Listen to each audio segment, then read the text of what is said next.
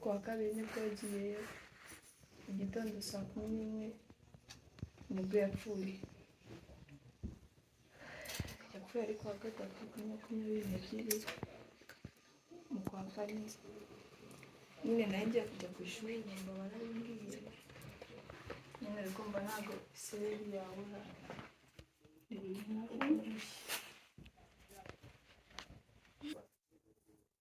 hafi uko yabyifuzaga murakoze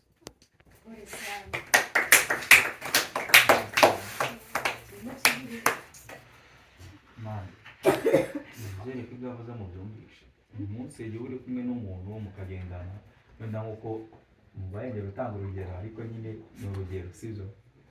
wenda nka Moyize tuba turi kumwe gutya dutera biseka sibyo ariko ntabwo menya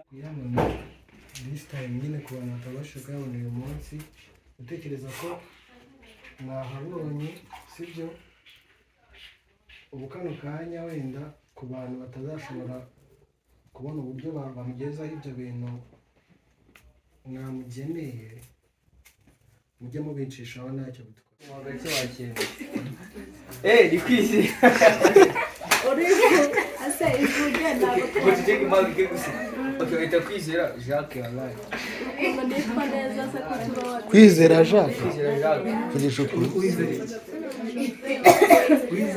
gahunda ni kwizera Jacques ubu niwe tugeze niwe biri kugeza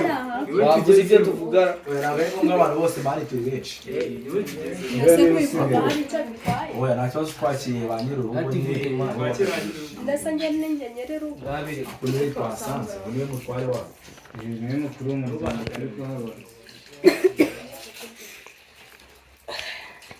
Sheri aya nanjye banyita ishami magnifique ishami magnifique ishami magnifique niyo mu rugo banyise oya hari hagati akakomeza ishami avuga ati inyuma ishami byonyine nta rindi dukeneye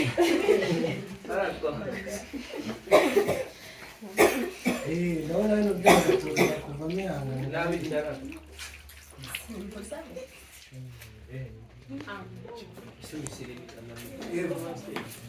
rero mumfashe kandi turwakanga cyumweru reka tunatangira hano amatangazo wenda hakiri kare fashoni ku wa gatandatu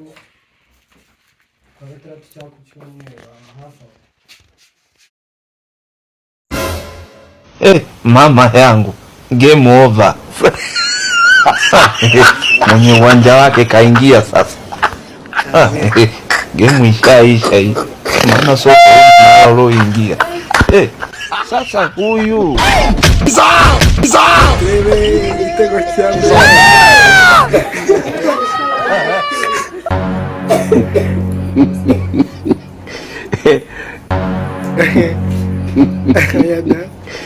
mutazanamo ibintu by'amasanga murye manyu birangiye